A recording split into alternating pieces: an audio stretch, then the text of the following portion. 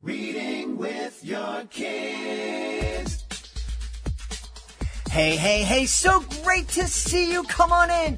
Hi, my name is Jedley, and this is the Reading with Your Kids podcast, an iHeartRadio Best Kids and Family Podcast Award nominee. We're so delighted that you're joining us in our mission to help families grow closer through reading and gaming together. We would love for you to subscribe to the show on the iHeartRadio app, on Spotify, Apple Podcasts, Amazon Music, wherever you find your podcast. Our guest today is the founder of Important Little Games and the creator of a fantastic game called CodeMancer. His name is Bobby Lockhart, and he has a lot to tell us about the importance of interacting with technology with our kids. Hey, Bobby, welcome to the Reading with Your Kids podcast. How are you? Hi, I'm very well. Thanks so much, Jed. I'm really happy to be here. I've been listening to a bunch of episodes of the show and really appreciate some of the things made me almost well up, actually. From just a few days ago, the Right Now episode. That was an intense really experience. Yeah. Wow. Well, I'm happy that you're a fan of the show and that it's moved you. I'm really happy that you're here because you're going to take me into a world that I really don't know a whole lot about. And I feel kind of bad about that because my son is really into this world, and I don't think I made the effort when he was a teenager and to kind of get into it with him. So why don't we just jump into this into this world by I don't know, guess maybe telling us about CodeMancer? Sure. Maybe I should start the Playing with Your Kids podcast. But CodeMancer is a game for 6 to 12-year-olds that is designed to teach programming, but it's sort of stealthy because it's all couched in this fantasy story where you're a young girl named Aurora who has to learn magic to rescue her dad. So in the game, other than the title, CodeMancer, you really never hear the word code, the word programming, none of that. You're learning how to write magical spells. Yeah, so, and the analogies just keep coming because, you can think about what is our modern magic? It's programming. Mm-hmm. It's kind of a hero's journey for Aurora and very influenced by young adult fantasy, like His Dark Materials and Sabriel and lots of other great kids' fantasy books. Cool. I really love that you're talking about the fact that the magic that exists today is technology. And for the past 30 years, I've been making my living as an educational magician, going around to schools and doing magic tricks and telling stories through magic, and kids are amazed, and they'll come up to me and they'll go, "Where do you get your magic powers?" And it's so cool. And I always tell them that, this little thing you have in your pocket, this to me is magic. If I was your age and someone told me someday I'd have a little thing that I could carry around that would allow me to communicate with the world, that would allow me to make videos and audio recordings and pictures and send them anywhere in a blink of an eye, I would have laughed at them. And then the magic that happens between people to make this system work, the people who maintain the towers and all the infrastructure and all the the code that has to get written, all the hardware that has to get made, and it's staggering, and yet it seems so cohesive as we use it. Like, of course we have a little pocket supercomputer. I know. I mean, and this is true, Bobby, I just downloaded an app the other day that it allows me to take a picture of a plant and identify it, like instantaneously. And I was going around my backyard and finding out that this tree was a maple and this was a milkweed, and found out that thing that I was cutting down the other day was actually poison oak, and that's probably why I have this thing on my face and on my hand. Well, yeah. I mean, the thing that with CS education that I think is so critical is that it's basically it's a program or be programmed world. Mm-hmm.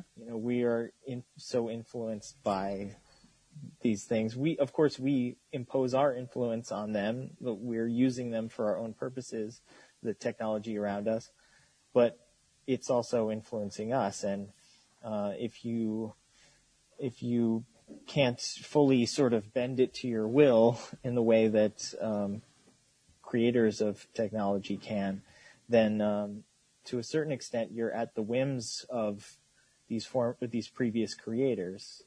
And if we want technology to be made for everyone, then everyone has to be making technology. Yeah. Well, I love what you just said, and I want to repeat it so everybody hears it. We are living in a program or be programmed world. And that, for parents, I think it's so important for us to realize that. Not that we need our kids to go out and to become software engineers, but our kids need to be aware of the technology that they're using and learn how to use it instead of being used by it, as you just pointed out. Absolutely. Yeah. So this is neat. What gave you the idea of creating a game where you would sneakily be teaching kids how to code? Well, I've wanted to create educational games since I started in the games industry 10 years ago, and it didn't take long for me to make that my main focus. But in terms of creating a coding game, one of my best educational experiences as a kid was learning Logo. Mm-hmm. So that's Seymour Papert's computer language for kids. Mm-hmm. That came out in the 70s. He made a version that ran on an actual turtle robot. But then it came out for the Macintosh, and that's how it's made its way to my elementary school. So in first grade, I was learning to code. And it was one of my favorite classes. And there was a big gap between that class and then rediscovering programming much later. But reflecting on that experience, my own enjoyment of that class was not shared by a lot of my classmates. In fact, I think of the final project, only 2 of us actually completed it in the class, and everyone else had a really tough time. And I thought a lot about like why that was. Why wasn't everyone as captivated by it as I was? And I think part of the reason is because there's sort of an intimidation of the empty canvas. Logo is sort of a drawing tool, so you get to express yourself creatively. But if you don't have a prompt, then there's a chance that you can sort of get stuck right there at the starting line. So the great thing about games is they're always giving you goals, and they give you your short-term goals and long-term goals, and make you plan out how you're going to accomplish your goals. So that bypasses that problem. So if I was going to turn Logo into a game, how would I do it? And out of that spilled all the design decisions for CodeMancer. It's on a hex grid. There's like a visual programming language. So I wanted to avoid sort of the stigma of math. So all the numbers are represented by like dice pips. And even though there's a lot of dialogue, it's shown on the screen, and it's also fully voiced. So kids who have trouble reading can still learn about code, and also sort of practice reading as they read along with the voice. So yeah, so much about it is just came of like, what would Seymour Papert do if he was making a game about code? That's wild. I just love the idea of, and I was sharing with Bobby beforehand, when I was in high school and in college, I volunteered as a reading tutor. And to me, it just made so much sense to play a game with the kids who were struggling with the written word and struggling on pages, instead of torturing them and trying to, get what does a C stand for, what does cat start with. Play a game with them that gives them the same kind of knowledge, the same kind of drills, but is fun for the kids. And that sounds exactly what you're doing with CodeMancer. I'm wondering, how can a family, we talk on the show, we ask authors all the time, what kind of conversations can families have while they're experiencing a certain book? The neat thing about a game is that it's something that's alive, and you can jump into it. And you're in a conversation with it, sort of. Yeah. So is that something that a parent and child can do together and experience together? Absolutely. I mean, I recommend that parents check out all the media that their kids are interested in. Books, TV, whatever. So games are no exception. And then also, I mean, so first of all, we get all kinds of lessons just about like social emotional lessons from watching our parents react and just be with the type of media that we're interested in. So like, if something happens in a game and, you as a parent are aghast, then that's a lesson that, this is something that's shocking. And all of those sort of emotional valences get learned through those kinds of shoulder to shoulder with your kids' experiences. Now, also, the great thing about games is it plays with a different palette of emotions. We can empathetically feel proud for a character having accomplished something in a book or in a movie, but only in a game can you have personally accomplished something. So you can feel a personal pride or shame or disappointment in yourself. There's like this whole sort of wedge of the emotional spectrum that is that only interactive things can tap into, and you can experience those together with your kids, and again set norms with your own behavior. Yeah. And then there's the like mechanical doing of the game together, which is always a bonding experience to have a goal that you set together to discuss how you're going to accomplish the goal, and to succeed, because games are designed to have you succeed. I love that last part, because I think that's a great it's a great way to practice life.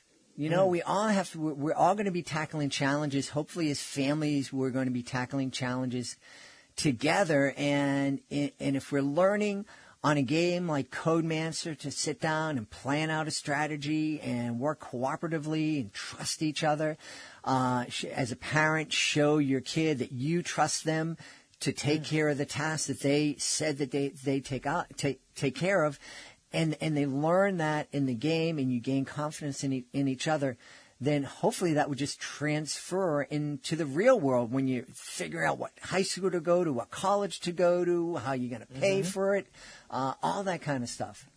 Yeah, it's a great sort of training wheels for that whole experience.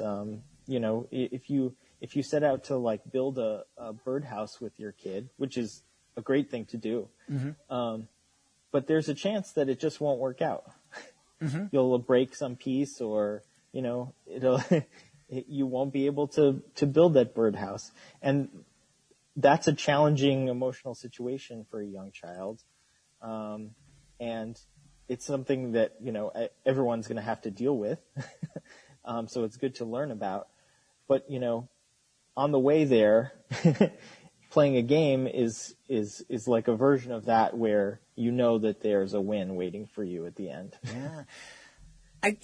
One of the things we've talked a lot about here on the show, and I think parents are kind of getting over it, but we went through probably a generation where parents just bubble wrapped their kids, and they didn't want them to experience any kind of disappointment or a loss. I know when my son was young, the local soccer association heard that I had coached at a soccer team on a real competitive level, and they said, "You'd be a great coach for these 7-year-olds." And I'm like, I'm not sure about that. And then we found out that they didn't keep score, and I said, I'm really positive I'm not the guy for this. But this is a way, especially for those parents who, and it's understandable, no one wants to see their kid hurt or disappointed or sad, but a video game, but it's a reality, and we are going to fail. And one of the great things about sports is that you learn to fail and get up and try again. And absolutely, that's something that video games sound like you can learn that same resiliency.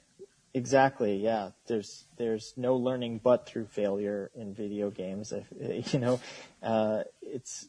you try, and then sometimes a hint can come from a character in the game or from the designer themselves in some godly voice, but however it's implemented. But the main source of learning in a game is to try and try again until you succeed, and make changes, see what changes about your environment, and become a sort of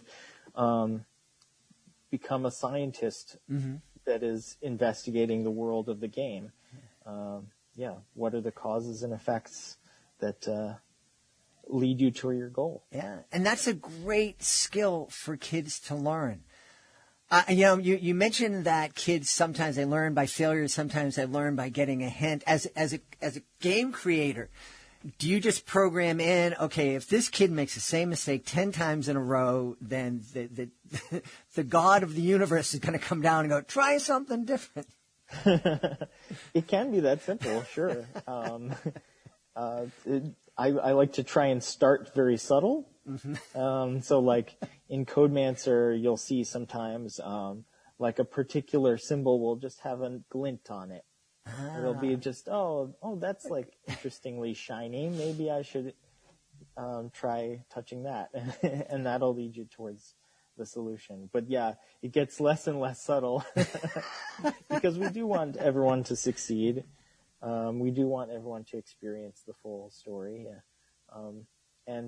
And hopefully there are ways to do it so that it doesn't actually hinder their learning by giving them the solution. It's more a matter of getting them up to a particularly tough step, just toward the next step, and then they can take over from there. Yeah.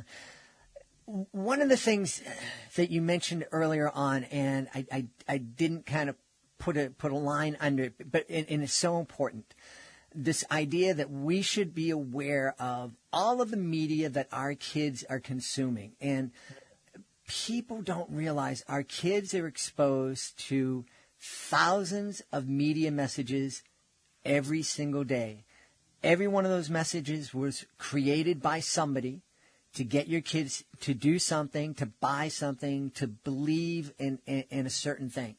And we can't necessarily control what they see in the billboards on their way to school or soccer practice, but we absolutely should be aware what our kids are consuming in our homes, the books, the music they're listening to, the TikTok videos that they might be following, the video games and computer games that they're playing, because not every game is as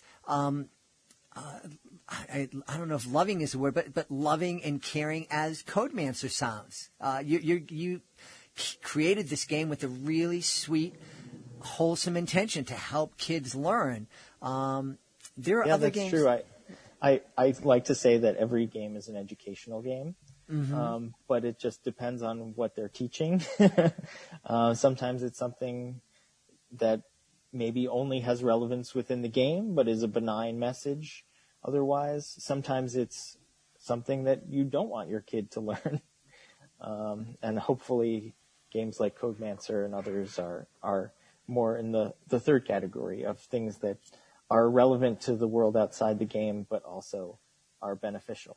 Yeah. Cool. So there's a guy or woman out there like me, like I was 15 years ago when my son was early high school, middle school.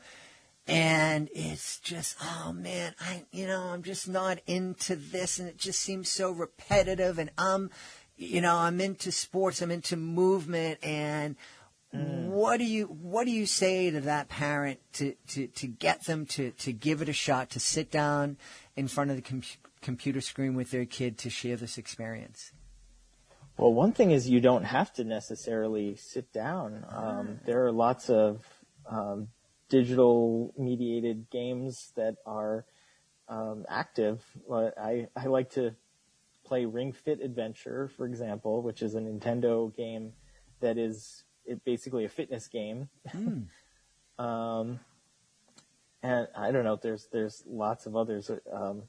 Alternate controller games like Johann Sebastian Joust and tons of I don't know. If you're just talking about games in general, not necessarily educational, there's tons of choices that you don't have to sit down and be a couch potato necessarily.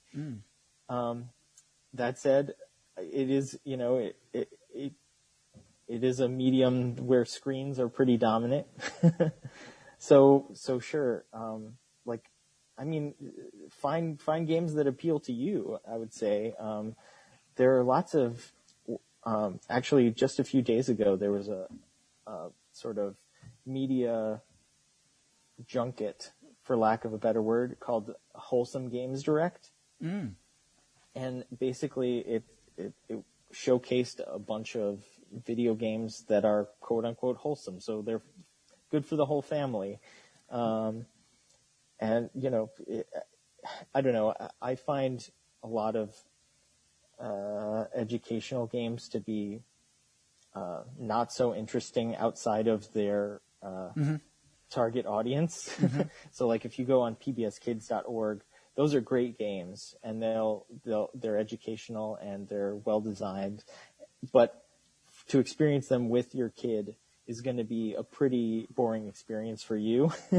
You already know how to count and your ABCs and stuff like that. So the challenge is limited, but there are a few games, and there's I don't know if there's a great actually sort of independent source for reviews of games to play with your kids, but I'd recommend some recent favorites of mine were like Spiritfarer, which is a game about death, basically, but it's in a very kid-friendly way. You play basically the Greek deity Charon, who pilots the boat on the river Styx to bring souls to their final resting place. But you ferry like particular souls that you've had some relationship with in life, and they talk to you about their life and their relationships, and you also like do some farming to make ingredients, to cook the ingredients and then feed the souls who like different things, and shear sheep, and you can make sweaters and things. There's all kinds of fun sort of maintenance of your ship, and you pilot it around different places, but fundamentally it's about like acceptance of death and what death means, and I think it's a great message and well delivered for the whole family to play together. I think that would have been so helpful in my own youth. We never spoke about death and illness. You know, someone gets sick, they just disappeared. It's like, where did Aunt Carol go? It's like, she'll be back maybe.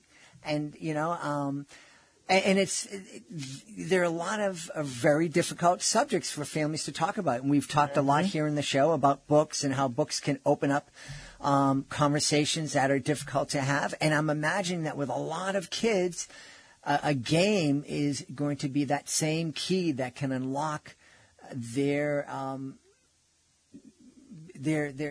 just unlock them and allow them to express themselves, express some concerns they have, ask some questions that they might have that they might not otherwise ask. Mm-hmm. Speaking of books, you mentioned that you were influenced by a book called What Video Games Have to Teach Us About Learning and Literacy. Can you just share a couple of highlights from that? Yeah, absolutely. So Jim G wrote this book and basically founded a whole field of scholarship around how the design of video games is actually a really great model for how learning should be organized. And it's sort of in retrospect, no surprise, because they're trying to efficiently teach you how to play the game so that you can get right to having fun. But you know, in the world of learning games, that can be leveraged really effectively, because if you align the sort of what's called a main mechanic, so it's sort of the main interaction of a game and its consequences, if you align that mechanic with the learning goals of a game, then teaching a person the subject matter and teaching them the game is the same thing. And we have these really effective methods of teaching people to play a game, and we can just make use of those. So pedagogically, it becomes incredibly convenient. Wow. But there's also just sort of all kinds of side lessons about the communities of games and such. So, community around a video game is referred to in the book as an affinity space. And there are all kinds of lessons about navigating an affinity space that you can learn by becoming a fan of a video game that become useful in any kind of collaborative work environment. Because it kind of is work. It's, you know, the work of, you know, either fan fiction or other fan art type things, or the work of cataloging facts about a video game. These things exist with other media, but for some reason in the world of video games, these affinity spaces are particularly salient, particularly relevant to each game, and so like maybe it's just the fact that the games are already interactive, so there's not as big of a hurdle to interacting with the rest of the fan base and contributing your own creative expression. Cool. And one of the things I've interviewed titans of business, you know, owners of huge multinational corporations, and the one thing that they've shared with me is if you want your kid to succeed, they need to learn how to work together, to get along, those social emotional skills. Every single one of them, they said, I can teach anybody how to do the job. I can't teach them how to get along with each other, and I need people to get along with each other. Yes, absolutely. And just in my experience creating games, I've always preferred a coworker who was nice to one who was competent, but not nice. Wow. You know, I think there's so much to learn, and I think we should have you back on at some point. Before we go, where can people go to find out more about CodeMancer and to find out more about Important Little Games? Well, they both have websites, wouldn't you know? CodeMancer can be found at CodeMancerGame.com, and Important Little Games is at ImportantLittleGames.com. Awesome. Well, this has been a fascinating conversation with the founder of Important Little Games and the creator of CodeMancer, Bobby Lockhart. Bobby, thanks so much for being with us. This has been a blast. It's my pleasure. Thanks so much for having me, Jed. Please be sure to join us for the next episode of the Reading with Your Kids podcast. And please visit readingwithyourkids.com. Sign up for our free newsletter so you don't miss an episode. I want to thank the folks who made today's show so wonderful. Of course, I want to start by thanking our guest, Bobby Lockhart. Please be sure to check out CodeMancer. Also want to thank my team, Alejandra Doherty, Fatima Khan, Helen Frazier, Justina Thompson. I want to thank my beautiful wife for all of her support, but most of all, we all want to thank you. Thank you so much for joining us today, and as always, thank you so very much for taking the time to make the world a better place by reading with your kids. I'll be looking for you in the next edition of the Reading with Your Kids podcast.